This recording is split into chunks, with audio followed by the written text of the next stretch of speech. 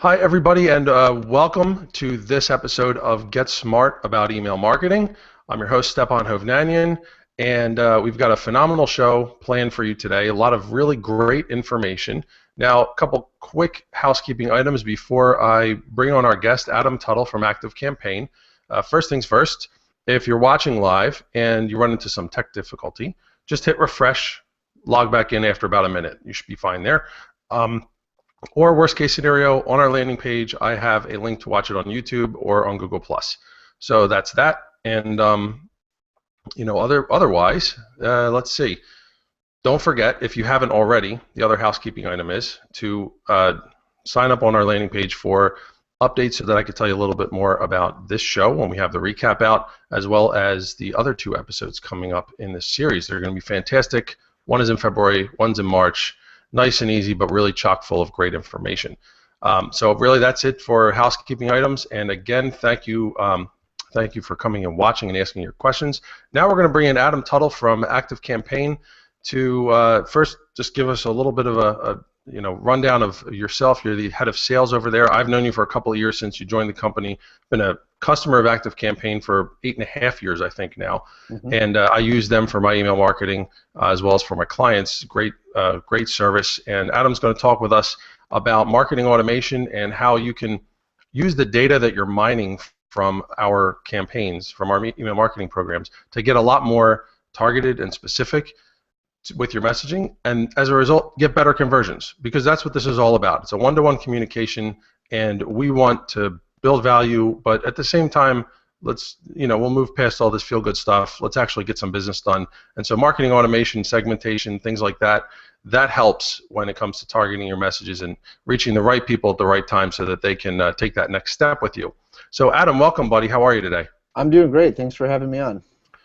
Thank you. I really appreciate you taking the time. And so we talked about this idea of, let's give you guys, for everybody's watching, let's give you something to really just kind of chew on right from the start. And that's going to be, so my first question to you, Adam, is what's the one thing a business can do today, right now even, like after they're done watching, to improve the targeting on their email list? I'll let you go first, and I have an idea too.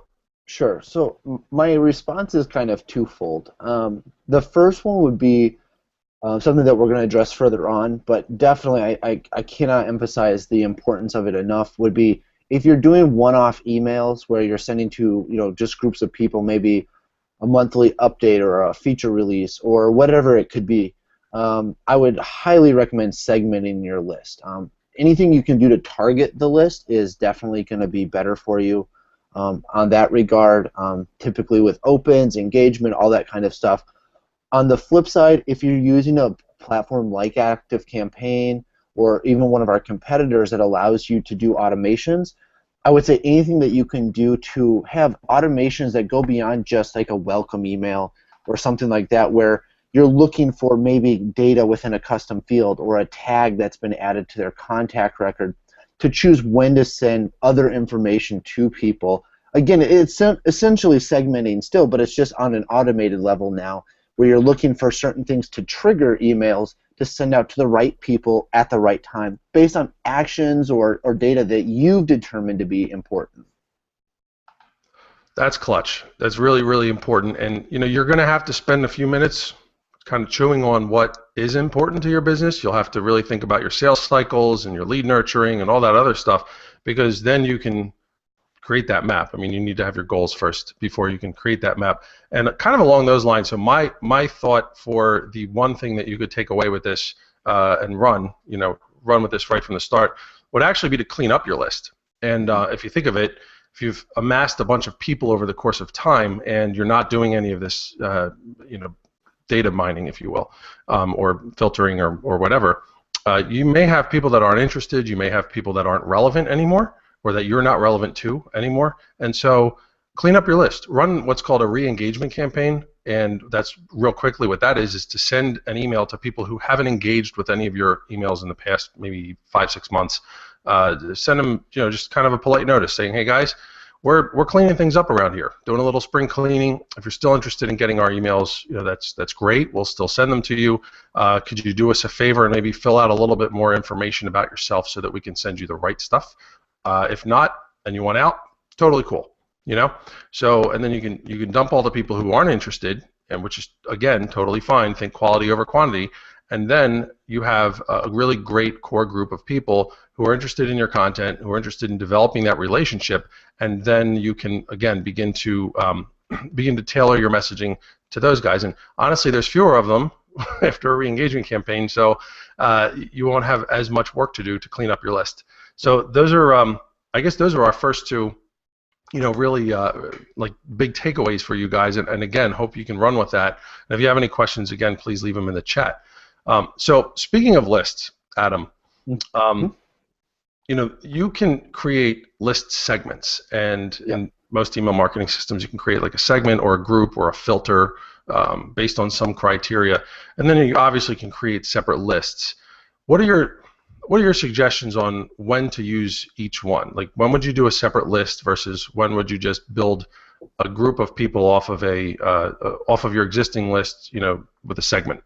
Sure. So if the system that you use only allows you to, I'll say, if they don't have tools like tagging and stuff, which is a really great way to filter people, I would say that's probably when you want to use lists to basically become like groups. If you imagine like each of your lists as a bucket holding a bunch of contacts, and maybe those contacts transcend multiple buckets, that's fine. But it's a group, and then a segment is really a filter of a group. With that being said, more and more of our customers, since we released our tag manager about 6 months ago, more of them are switching to only having one or two lists. So they might just have a giant list, and then they use segments really heavily within a single list, or within like tags. So they'll say, find me anybody who has the tag active customer and has opened these 3 emails here, or something like that. So I think it's going to depend on the system that you're using. My recommendation, if you were using ActiveCampaign or a system like ours that has tools that make it really easy to kind of isolate groups of people, I would go with as many or as few lists as possible, and then just use segments within 1 or 2 lists, as opposed to trying to build segments that are looking through like 10 different lists. It starts getting really sloppy at that point. So fewer is better from a list standpoint in our perspective, and then using the tools, segments, to really apply those filters and just break down the contacts that you have. Yeah, I obviously completely agree with you. I would also add that if you have business functions, so if your whole company has its own account, which it should. There's no reason to have multiple accounts with different providers unless that's a business decision of yours. But if you have an account with one company for all of your email marketing, it I think would be a good idea to break out the separate business functions, departments or things like that by list, because then any subscriber-oriented campaigns that you're going to run, again, like a re-engagement campaign, doesn't trip over, for a specific list. That won't trip over anything that your other departments are need that person for. Maybe they have to stay on that list because they're a customer, and you send them account-related information. I don't know. There's plenty of reasons that people have to stay on a list, but more importantly, I think if you're going to break things out by business unit, that's a great time to have a list. I know in the past what I used to do, before you guys released tagging at least, but what I used to do is look at fields. So you'd have different fields, and it was almost like opting into a separate list, but you would have a field, are you interested in, everybody uses clothing, but so let's do it, even though I've never really done any retail e-commerce stuff, but it's an example.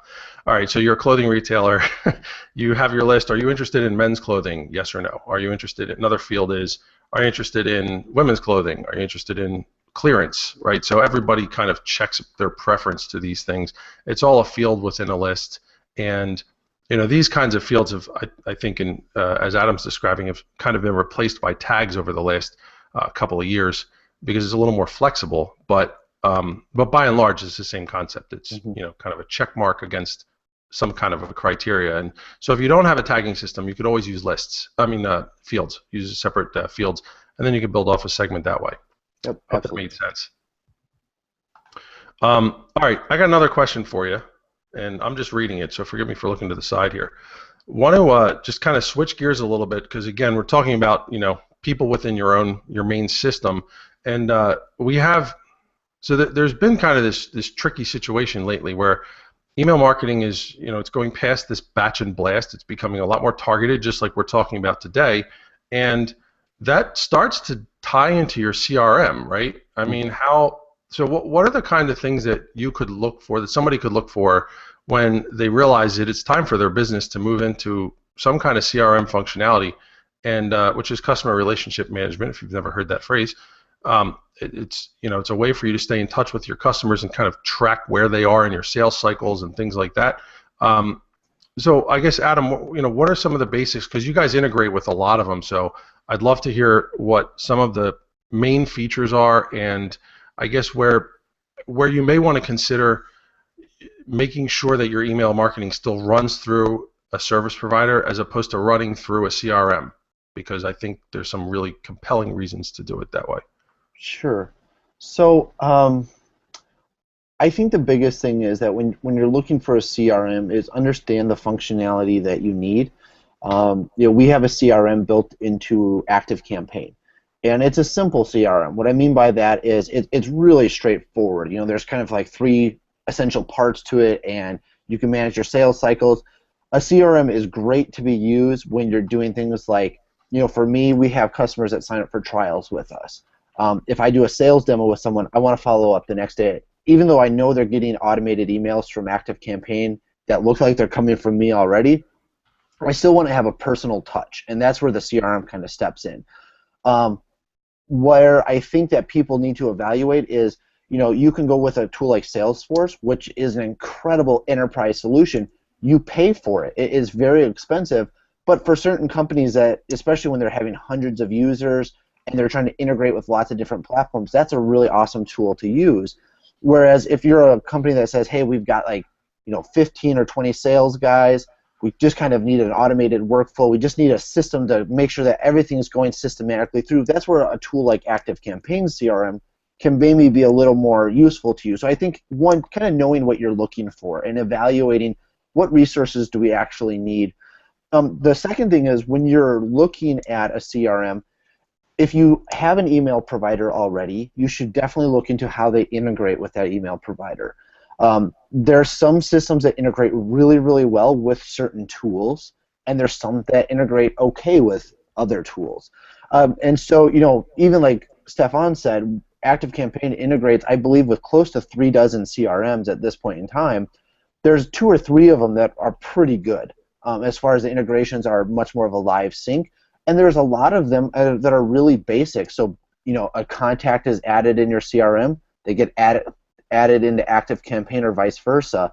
And so the integration back and forth isn't really a live sync, as it were. And so, again, if you're kind of evaluating when to start using a CRM and how to use it with your email provider, if there's certain data points that you need pass back and forth, I would really look at and ask the questions of, do you integrate with this provider? How do you integrate with them?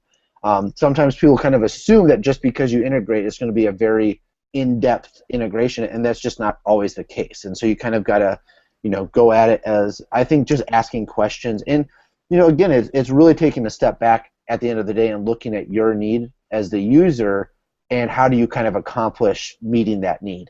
And so, there's so many tools out there, but finding the ones that work together well or kind of do everything you need. And maybe sometimes you make a list of saying these are the must-haves versus the would-like-to-haves. Don't give up on something just because it doesn't have everything you want, because systems are developed so quickly these days that they might add in that functionality later. It's just not available today. So don't be afraid to ask those kinds of questions, I guess.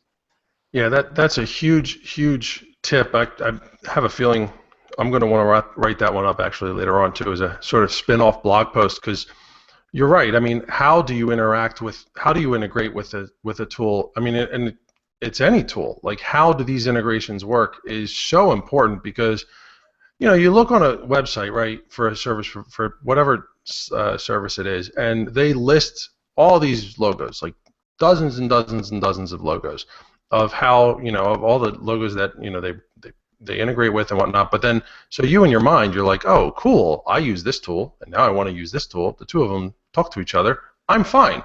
And then you go to actually do it, and you're like, oh, this is not what I was expecting. So that's a great tip from Adam to really understand how they integrate. And in some cases, you might have to build bridges. I know I've done that. I have a client with an internal CRM they built themselves on Access, and I have to.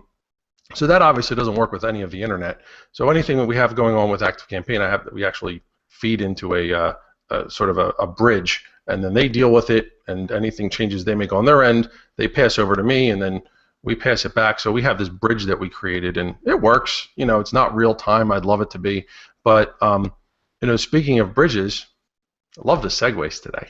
So there's a cool tool, and a lot of you guys who are active in social media have heard of If This Then That, IFTTT. There's another tool called Zapier, which you guys use, that's sort of built in, and it's the same kind of concept. So I just want to quickly skim over the idea of Zapier, because I think that's one of the services out there that could help create some of those bridges. And essentially, for those of you unfamiliar with both of those terms, IFTTT and Zapier, and really any of these others, what they do is they use the APIs from all these different services, and they let you create like a little recipe for yourself. So you could say, all right, if such and such happens, then I want it to do this. So you go from one service to another, and you can chain them together. You can do all kinds of neat things. It's a way to not have to develop custom scripts to deal with two different systems, and it's also a way for the systems themselves not to have to support integrations across hundreds and hundreds of different tools that pop up and go away all the time. So pretty cool stuff, and it should be something that you guys should be at least cognizant of when you're thinking about your marketing automation and talking to the different systems themselves. Now, Adam, you had mentioned there was another one before we went live. There was another one that is coming out, and it was just real briefly, give us a little spiel about that, because I think it's, again, kind of neat in terms of what's coming and how we should be thinking about what's available to us for our marketing automation. Yep, there's so as Stephan said, Zapier or Zapier or whatever, it connects to lots of different services. I believe they're close, if not over 300 different cloud-based products right now that they're connected to. But their integrations tend to be pretty straightforward, and it's all action-based. So it's, if this person does this, then take this action. If they sign up for a form here, add them to this over there. And it's pretty straightforward. It's not really a live back-and-forth kind of deal. Now there's a few companies that just in the past year or so have started to come out where they're really trying to focus in on taking a few core companies. There's one in Australia called Fused App, fusedapp.com, and they're a fairly new integration partner of ours. What they do is they focus on these systems like Ontraport, Infusionsoft, and ActiveCampaign that are marketing automation platforms, and then they tie them into about 10 or 12 different systems. But they really focus on making the integrations really deep.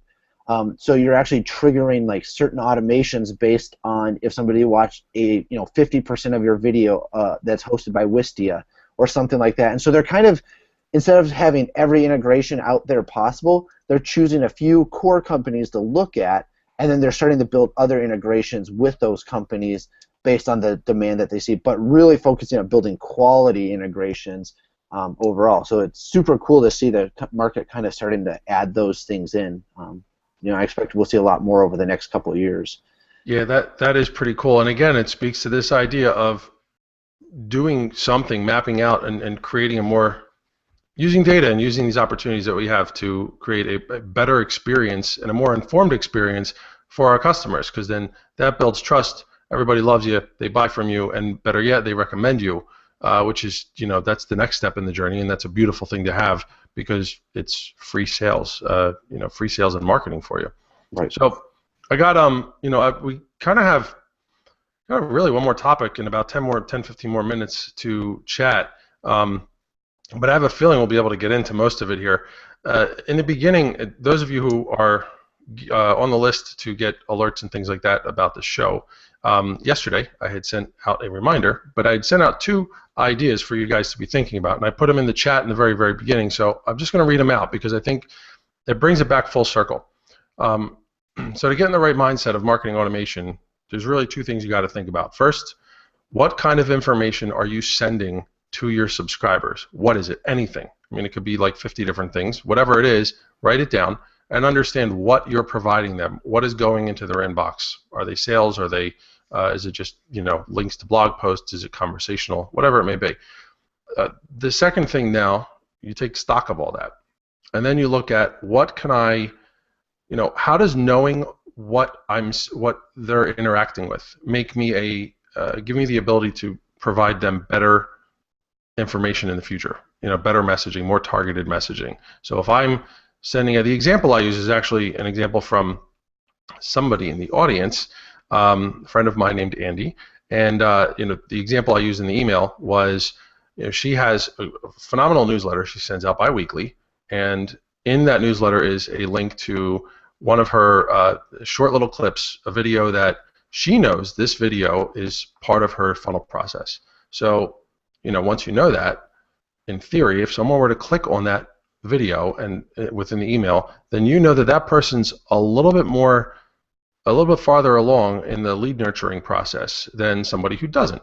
And so you know this information now. What can you do with it?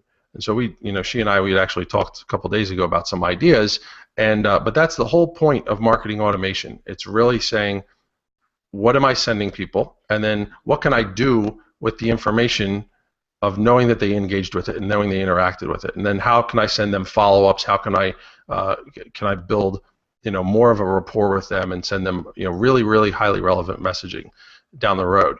So, you know, let's swing back to that.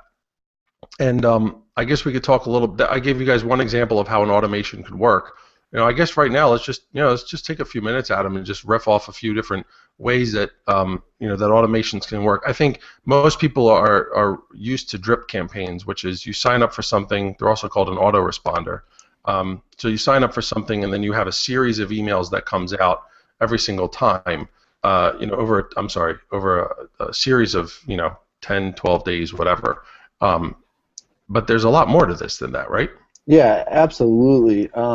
You know, one thing that I always tell people when I'm doing like a demo or a webinar or something like that is I say, remember that automations don't have to send email, because there's a lot of automations that can be used on the back end of things to kind of help you tighten up your list, or, you know, look for these certain actions like clicking on a link for a video or things like that, and then using that to maybe add a tag to somebody or update a custom field or add them to a new list or remove them from the list, or you know, things like that.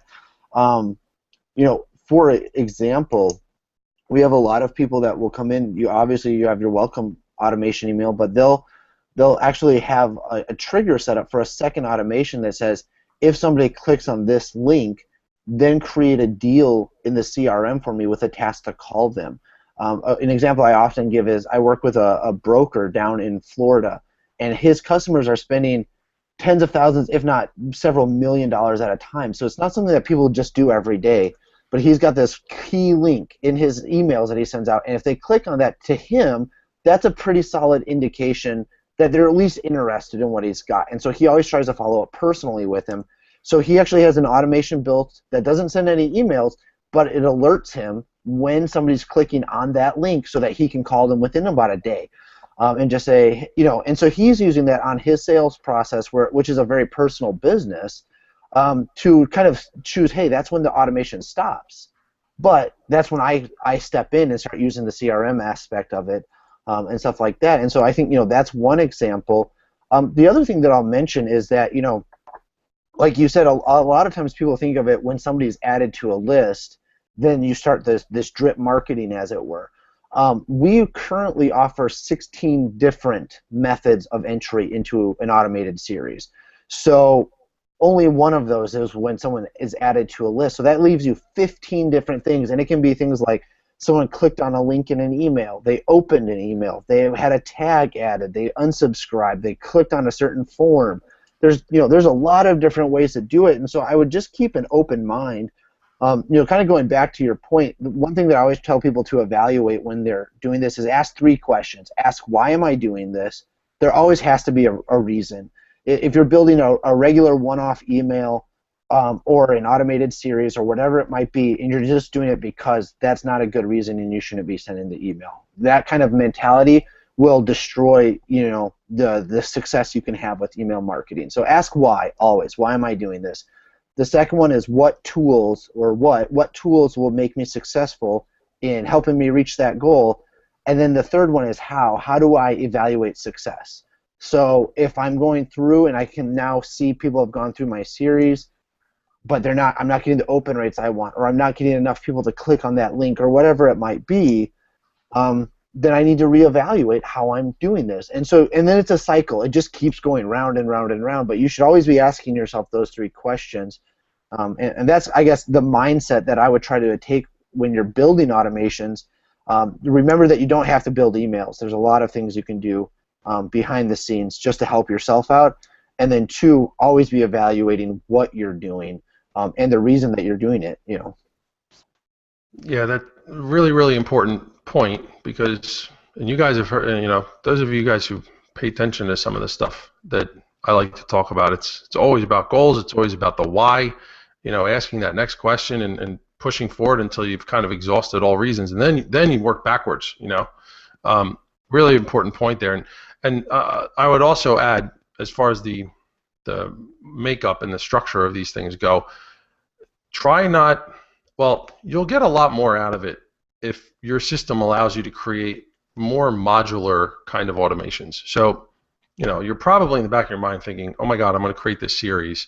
The series is, the series and then the tagging and all the follow-up stuff and whatnot. It's going to be this gigantic map, huge. Don't do it that way. Take each section of the map and make it its own automation, and then you can have little opportunities to start that, put somebody into that, that funnel, or people who are web programmers, you guys will get this. It's like the MVC type stuff, right? So you need a couple of little controllers that, that say, okay, here's our little piece over here, then our piece over here, and then we have things within each of the automations that, move people around into each one of them. But I will say, like I did that the other day with a client, and we had a drip marketing campaign that we set up, and it was essentially 2 parts, because the email off of the landing page, the PDF they were going to get from the landing page was its own email, and that's a typical autoresponder. But we also had an option to receive 10 bonus tips, and via email again. So I'm going through this and saying, wait a minute, there's an opportunity for somebody to say, no, I don't want the bonus tips right from the beginning, and that means I can't put them in I can't put this automation all together at once. It's just not going to work. So one automation was as simple as they signed up, they got the email, that was it, and that's the end of it. But the next one was they clicked yes to get the bonus tips, or like Adam said, we could have a couple of different entry points, or they clicked on a link within the welcome email that had the PDF in it that said, oh yeah, I forgot, I actually want those bonus tips. So either of those 2 things could trigger this opportunity to start my drip campaign. And there's other places where you can do stuff like that. And so just it's mapping, it's trial and error. You're gonna work all this stuff out little by little. But the important thing is to just have an open mind. And I think that's the main takeaway here, is to have an open mind and understand what's possible, and that you could be flexible. And like Adam said, which is a brilliant point, your automations and your triggers don't have to be send another email. It could just be make me more informed about this person. And by the way, take a look at your service provider to see if they have site tracking available. There's kind of 2 ways that email marketing and your website go together. One is usually you can tie Google Analytics into your into your email marketing system, so that when somebody comes from one of your campaigns, they click on a link in your campaign, your service provider will say they clicked on the link, but your Google Analytics doesn't know that. So, now most of the services, I think at this point, allow you to tie that in, so when that link comes from an email, it doesn't get shown up as a direct link. Instead, if it's I can show that it's coming from your email campaign, so you get reporting on both sides, and then your goal tracking and stuff like that in your analytics can actually see somebody coming from your email that you sent them, and going all the way through to whatever your goals were. But there's another piece to this too, which would be using their activity on your website as a way to make your email campaign more informed. So in other words, you could have, and I know ActiveCampaign has site tracking. I'm sure a few of the other, a lot of the other services are, are working on this if they don't have it already. But there's this idea of you click through to my website from my email, and now you go to a contact page. Well, I could actually at that point tag you if I'm tracking your activity. As an email subscriber on my website, I could actually tag you now and say this person came to my contact page. So it's really interesting intelligence you can get out of this stuff. And again, sorry for getting a little heady on you guys, but open your eyes to some of the things that's possible, I guess, is really the huge takeaway here. Yep. Wouldn't you agree, Adam? 100%, man. Couldn't agree more. So listen, we're kind of at the bottom of the hour here, and I know we covered a lot. Your heads are probably ready to explode. There's so many different things that to think about. Again, why don't we? Is there anything specific that really sticks out for you, Adam, that can give everybody something to walk away with and just start today? Yeah, I think that whether you're building your first email campaign or you're building your first automation or you've built automations, I would always just approach it with an open mind. Be creative, because there's a lot of ways that you can do it, and some of the ruts I see people get into is they just kind of do it the same way they've always done it, even with segments. Maybe they have a segment that says if they open a campaign. So it's just one action where we actually allow segments to have 5 conditions in them. So you can say if they opened a campaign and clicked on a link and replied to the email, that could be a segment. And so I guess just keep an open mind. Again, like whether you're just starting or you've been doing this a long time, don't be afraid to reevaluate what you're doing, because the industry and the tools that are out there change all the time. I mean, literally every day there's new things coming out. So, stay on the edge of what's current and the tools that your provider gives you. Yeah, that's great advice. And I think it all comes down to having a strategy as well, understanding the high level stuff, right? Have those goals, have your sales process in place. Map it out somewhere on paper, or whiteboard, or mind map, whatever you're going to do. This way, you have a way to go check back against it and use the tools. Don't let the tools drive your strategy. Like seriously, and we're getting a little off topic, but allowing tools to really drive how you do your business is, at some point that tool could go away or it could radically change, and that really messes up your entire business. So don't let that happen. Think through things a little bit more, even if it's more holistically, and say, here's the ultimate goal. Here's what we want to happen at the end of the day. Then you could start to find the tools that match, and then you can be adaptable because you have something to check against when the things you're using start to change or what have you. All right. Well, we have a few people maybe typing questions in right now, but Adam and I will stick around and answer them. But again, hopefully this was useful for you guys. We're at the bottom of the hour, so I want to be respectful for everybody's time. Definitely, if you haven't already, sign up on here on the landing page to get information about our upcoming shows, because we have 2 more really, really interesting ones, and you want to be on that list if you aren't already. And stay tuned for the recap. And also, if you guys are interested in learning a little bit more about ActiveCampaign, Adam, where can you guys have any training seminars or intro demo so if you just go to activecampaign.com/training, we have a couple weekly webinars that we run. One will be this afternoon at 2 p.m. Central Time. The other one's on Thursday mornings at 10 a.m. Central Time. As well as that, we have live chat, so you can always come in and ask questions. And we do have a 14-day trial. So if you ever wanted to just test out the platform, activecampaign.com/free, give it a whirl. Let us know if you have any questions, and we're happy to help you out. Cool, dude. Thanks again. I really appreciate your time, and thank you everybody who watched live and hops in on the replay. We'll keep this page open for a while. You guys be able to hop in and ask questions and chat a little bit. And again, stay tuned for the replay, email, blog post, recap, all that other stuff. Thank you guys again. Have a great rest of your day, and we will see you at the next Get Smart About Email Marketing. Take care. Take care.